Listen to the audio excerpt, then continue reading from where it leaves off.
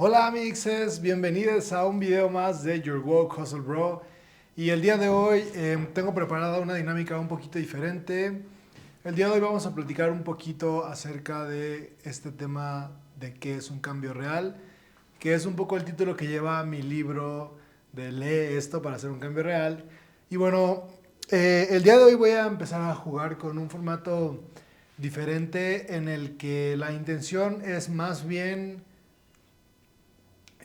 profundizar con la ayuda del chat GPT, de la AI, un concepto generalizado de qué es un cambio real. Y para hacer esto tuve una conversación con ChatGPT en el que indagamos en el sentido de un cambio real desde varios puntos de vista teóricos que a mí me interesan. Y pues básicamente lo que voy a hacer en este video es compartirles un poquito de qué fue lo que me respondió, de la conversación que tuve con este espejo extraño que es una AI entrenada con todos nuestros saberes. Y bueno, la primera cosa que le pregunté es, oye ChatGPT, ¿qué es un cambio real? Y lo que ChatGPT me respondió es, un cambio real generalmente se refiere a una transformación profunda y efectiva, no solo superficial o aparente. Es cuando algo, una situación, una persona o una estructura se modifica en su esencia o en su funcionamiento y esa modificación perdura en el tiempo. Y entonces me habla de un nivel personal, social o político y en la economía, ¿no? Dice a nivel personal, un cambio real puede ser superar un miedo, cambiar un hábito, replantear la forma de relacionarse con otros. A nivel social o político es una transformación más allá de las leyes, como cambiar las prácticas sociales, mentalidades, incluso la distribución del poder. Mientras que en economía se refiere a ajustes de fondo, como cambios en la productividad o competitividad, y no solo cambios en la política monetaria, ¿no? En el ajuste de precios, de la inflación, de la canasta básica, ¿no? Y luego yo le dije, ok, chat, GPT, chat, como dicen Paco Amoroso y Catriel. Ok, bueno, ahora hablemos de este concepto desde el punto de vista, sí, de eh, las potencias y agencias de una persona, ¿no? O sea, porque para mí el libro de Lee esto para hacer un cambio real tiene que ver con la pregunta que yo me hacía sobre cómo puedo incidir siendo únicamente un estudiante en aquel entonces en una estructura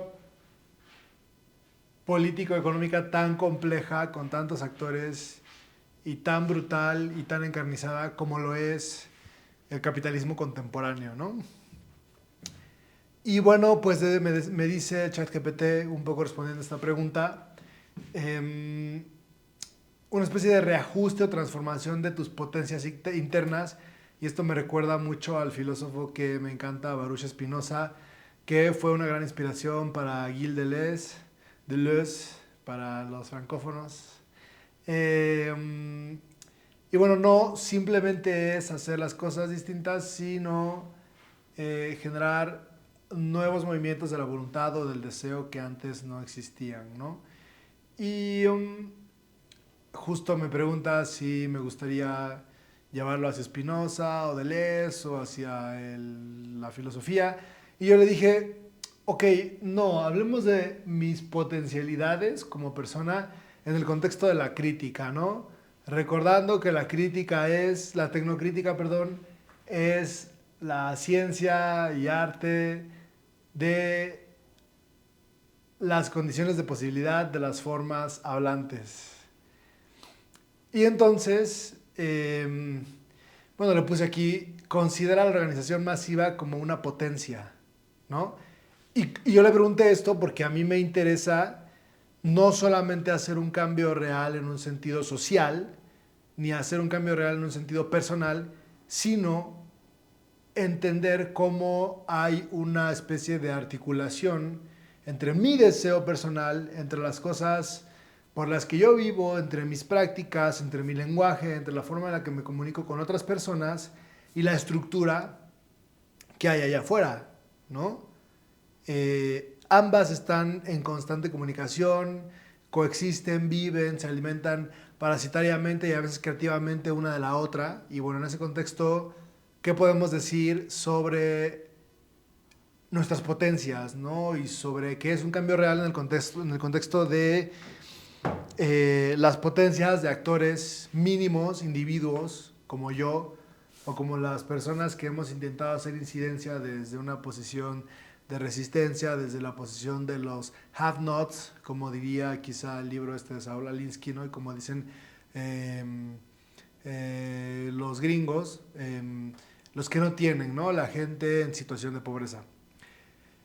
Y entonces me dice, porque bueno, obviamente ya he tenido pláticas con ChatGPT sobre la tecnocrítica, la verdad es que siento que ChatGPT es blanco, porque hay muchas cosas que no entiende, pero bueno, racionalizar y poner cosas en palabras en el lenguaje a veces está divertido. Y creo que esa racionalización, ese espejismo que nos puede dar esta cosa, de repente sirve un poquito, ¿no? Y entonces lo que me dice es,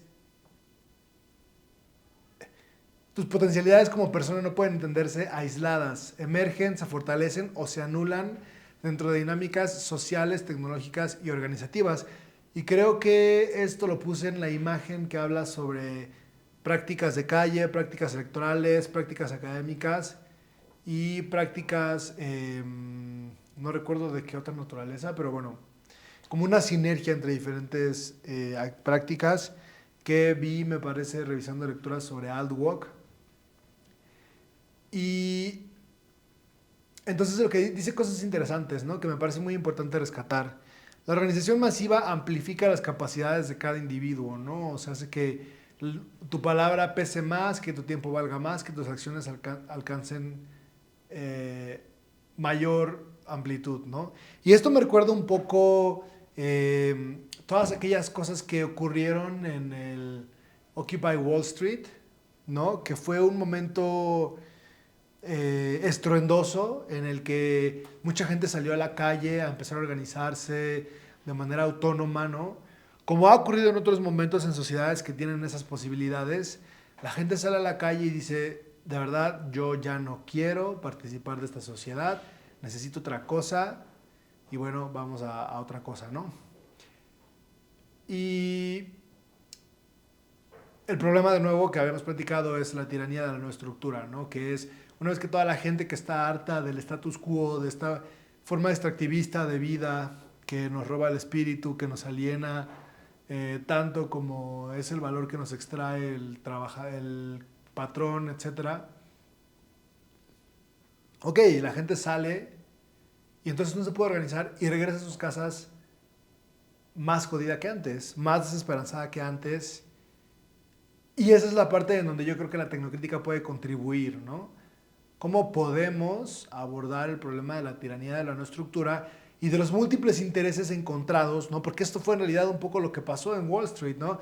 La comunidad afrodescendiente tiene intereses diferentes que la comunidad latina, la comunidad asiática, la comunidad de gente pensionada, blanca, ¿no? Son diferentes intereses de la comunidad LGBTI, de los migrantes, ¿no? O sea, son diferentes actores políticos, sociales, que pueden llegar a tener intereses contrapuestos, ¿no? Y entonces he ahí el problema que un cambio real tiene que considerar, ¿no? Como mis prácticas personales entran en sintonía con prácticas colectivas y como esto al mismo tiempo permite que yo logre articularme con otras personas con intereses parcialmente distintos a los míos, ¿no? Y la respuesta a esto es, bueno, arreglémonos sobre las cosas que tenemos en común. Pero eso realmente es mucho más difícil de lo que parece, porque los acuerdos no se logran sobre los mínimos comunes, sino sobre las discusiones de aquellas cosas que quedan en controversia, ¿no? Al menos tradicionalmente y en la mayoría de las democracias representativas. Y bueno, dice esta cosa, una organización viva y consciente reactiva potencias dormidas en cada persona, la potencia de pensar en común, de decidir en común, de actuar con otros. Y para hablar un poco de este punto, quisiera retomar la idea central de Tikkun, de cuál es el problema. Bueno, a ver, yo digo, el problema político real es la captura del deseo, ¿vale? Que el deseo ya no es deseo, es interés, porque no existe una forma, una mirada, una intención, una voluntad de una persona hacia otra, al menos no aquí en la Ciudad de México y en la mayoría de territorios urbanizados. No existe una voluntad que no esté atravesada por el dinero, por la comparación, por el intercambio, por una abstracción que se llama moneda. Y ya está. Segundo punto que habla Tikkun es la dominación mercantil, que es este hecho de que la economía atraviesa todas las capas de la vida. La dominación mercantil, es el enemigo a vencer. No es el capitalismo, no es el patrón, no es el colonialismo, no es tal. Es todas las formas en las que las transacciones económicas atraviesan nuestro deseo. Donde haya una moneda, donde haya un intercambio, donde haya una transacción, ahí hay economía. ¿Sí? Desde un punto de vista capitalista, quizá podríamos decirlo así. Para Tikkun, ¿no? Y ahí está el problema un poco, ¿no? De cómo vamos a hacer un cambio real.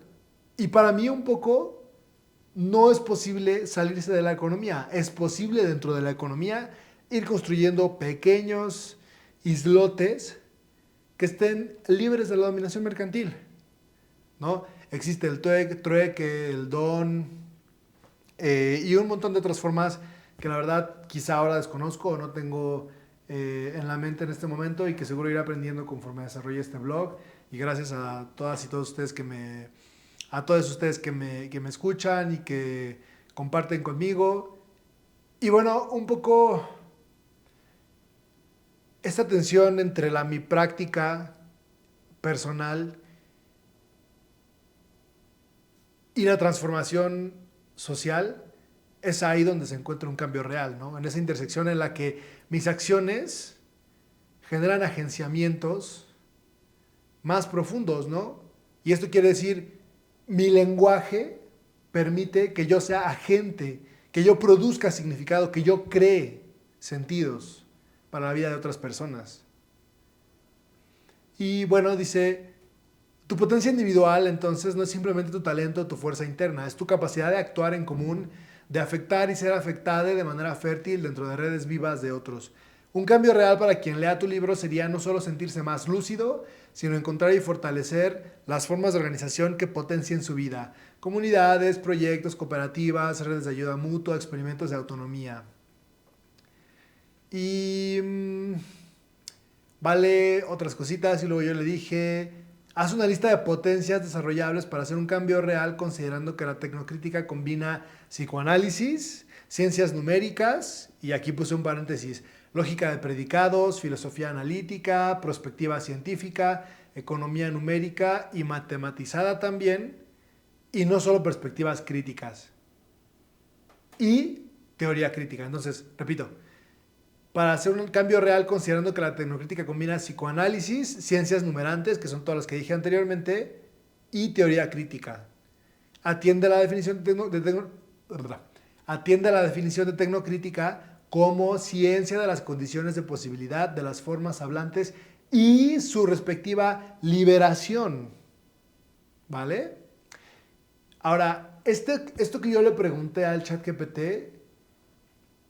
trae en sí mismo ya un poco la visión que yo quiero transmitir al hablar de la tecnocrítica, y es, no solo necesitamos teoría crítica y psicoanálisis, necesitamos jugar con los números, con las herramientas, con el deseo numerante, podría ponerlo así, ¿no? Con esto que Deleuze llamaba deseo numerante, que quiere decir, las matemáticas antes se dedicaban a contar, ¿no? Y llegó un punto en el que las matemáticas se preocuparon por saber si eran verdaderas o no, y en ese momento inventaron la necesidad numerante, la necesidad de que el número tuviera un valor metafísico, un valor real, que no fuera simplemente el valor que tiene indirecto al permitirnos resolver problemas de la vida real a través de abstracciones, ¿vale? Que eso fue el cálculo con Newton y las cosas más básicas de contar y la probabilidad y la estadística, etcétera, ¿no? O sea, aquí la matemática numerante se plantea como una construcción de sentido que le da o que busca darle realidad a las mediciones, ¿no? ¿Y por qué creo que es importante plantear este tema en la tecnocrítica?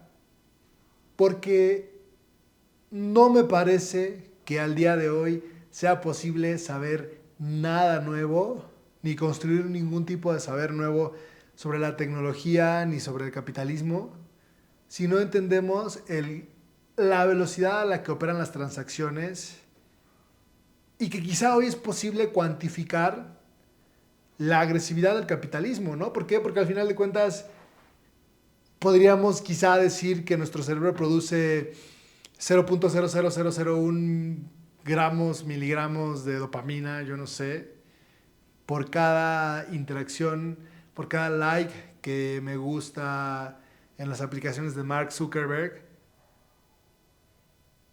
Y eso es medible, y eso es transaccionable, y esa información, bueno, es privada, ¿por qué? ¿No? Si es información de carácter público, ¿no? Es información sobre el comportamiento de las personas, y según yo eso era lo que le pertenecía al Estado, ¿no? Al gran Leviatán Todopoderoso. La capacidad de hacerse valer de todos estos recursos, de todos estos logs, de toda la información, de todo el rezago de las transacciones que ocurren, ¿no? Y eso no pasa, ¿no? Entonces, en realidad, quizá esto que digo lo estén descubriendo la gente que estudió teoría crítica y que trabaja en las empresas en Silicon Valley, ¿no? Porque quizás son ellas quienes tienen la capacidad de hacer este tipo de abstracciones, ¿no? Y entonces, ¿qué ocurre con la gente que está investigando sobre el deseo, sobre la teoría crítica, que no tiene un entendimiento científico y que no está considerando una disciplina fundamental para el capitalismo contemporáneo, que es el diseño? Y el diseño hace que estas transacciones que ocurren todo el tiempo, que tienen una consecuencia bioquímica en nuestro cerebro, pasen desapercibidas. Por eso el diseño, las ciencias numerantes, la computación, la cibernética, las matemáticas, la economía matematizada, la econometría, tienen algo que aportar para la teoría crítica hoy en día. Y ese es un poco un punto que trataré de defender a lo largo de todo este canal y de toda mi definición de la tecnocrítica. Y bueno, entonces me proponen aquí el ChatGPT, bueno, hablemos de potencia personal, de potencia colectiva organizada, de mediación tecnológica crítica, que viene siendo el uso consciente de las plataformas, de las herramientas, y una acción transformadora real, que es para mí un poco cambios en estructuras materiales, ¿no? Y cómo se logran a través de la participación de varias personas. Y entonces me dice ChatGPT, lista de potencias desarrollables para un cambio real. Potencia analítica lingüística, que es la capacidad de reconocer estructuras del lenguaje que determinan el pensamiento y la acción. Y el ejercicio de reconstrucción crítica de enunciados, narrativas y discursos sociales. Luego me dice, potencia numerante estratégica, la capacidad de usar los números, modelos predictivos y lógicas formales sin fetichizarlos. Y saber construir y leer mapas de realidad que incluyan tendencias cuantificables y probabilidades. ¿Por qué? Porque esa es la naturaleza del mundo contemporáneo. Probabilística. El capital el día de hoy opera sobre estimaciones. El capital ya no opera sobre capital. Es predominantemente especulativo. Incluso las formas de capitales más primitivas, como los bancos y la construcción, operan bajo estas lógicas complejas y difusas como la probabilidad y cuestiones que vienen dentro del campo de estudio de la actuaría, por ejemplo, ¿no? Luego dice, potencia prospectiva, la capacidad de pensar escenarios futuros de forma científica y crítica, para no solo prever tendencias, sino también intervenir en ellas proponiendo bifurcaciones posibles. Dice también potencia deseante transformadora o psicoanalítica crítica y dice reconocimiento y transformación de los deseos que son producidos por la maquinaria social y la capacidad de articular deseos liberadores en lugar de simplemente reproducir el consumo o la obediencia. Y entonces la teoría crítica ya no va a ser teoría crítica, va a ser una acción crítica, ¿vale? Que es un concepto del que hablo mucho a lo largo de todo mi trabajo filosófico. Luego dice potencia organizativa colectiva. La habilidad para construir redes, comunidades, movimientos que potencien al hablante en su ser libre. Y no solo agregarse a multitudes, sino generar formas inteligentes de cooperación y acción. ¿Y esto por qué? Porque ya sabemos los grandes problemas que tiene pensar en formas modernas como la masa o el pueblo.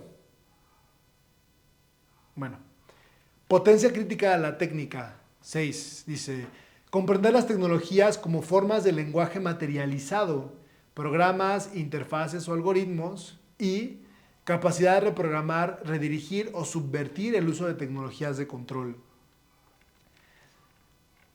Potencia económica crítica, que es la comprensión de la economía no como un dato natural, sino como una red de decisiones modelables.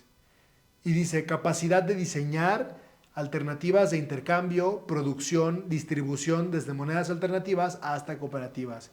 Dice, potencia de autoconstitución simbólica, capacidad de crear formas de subjetividad resistentes, nuevas identidades, nuevas narrativas personales y colectivas. Y no quedar preso de las matrices simbólicas dominantes, es decir, consumidor, usuario, trabajador precario, y aquí yo voy a agregar algunas cosas, ciudadano, espectador, soldado, etc. Y potencia metacrítica, que quiere decir reflexionar continuamente sobre las propias herramientas de análisis que estamos utilizando y la capacidad de corregir sesgos, de abrir nuevas posibilidades de interpretación y acción cuando las condiciones cambian. Y esto, por ejemplo, se parece mucho, esta potencia metacrítica de la que me sugiere el ChatGPT, se parece mucho a lo que el Estado llamaría el ciclo de inteligencia, ¿no? Por eso también la inteligencia, y a lo mejor se me pasó omitirlo aquí, es una disciplina fundamental, un área del saber fundamental para la teoría crítica, para la tecnocrítica que se encarga de promover la acción crítica, ¿vale? Porque es necesario que iteremos, que hagamos ciclos de prueba y error científicos, ¿no? Sobre cómo se está operando una transformación y sobre cómo un quizá potencial cambio real está siendo capturado de nuevo, recapturado por el capitalismo. Entonces me dice, resumiendo en una frase, un cambio real en el marco de la tecnocrítica es liberar las potencias analíticas, estratégicas, deseantes y organizativas de los hablantes para reconstituir colectivamente su ser y su acción en el mundo técnico-social. Gilbert Simondon, ¿eres tú? Y bueno, este es otro filósofo francés que fue una gran inspiración para Gilles Deleuze. Y básicamente esto es un poco de lo que quería comentarles, ¿no? O sea, en resumen, esta potencia analítica lingüística, potencia numerante, estratégica, potencia prospectiva, potencia deseante, transformadora o psicoanalítica crítica, potencia organizativa colectiva, potencia crítica de la tecnología, potencia económica crítica, potencia de autoconstitución simbólica y potencia metacrítica. Eso fue lo que me sugirió un poco el ChatGPT cuando le pregunté cómo podemos entender las aristas de un cambio real que propiciaría la tecnocrítica para una persona. Y bueno, esto es todo por este ejercicio. Muchísimas gracias por escucharme y como siempre les mando un fuerte abrazo y un beso a todos. Muchas gracias. Por favor síganme y suscríbanse en el canal, la verdad me ayuda mucho. Quiero dejar de trabajar, como seguro la mayoría de ustedes. Ustedes pueden hacer hoy ese sueño realidad para mí, así es que suscríbanse.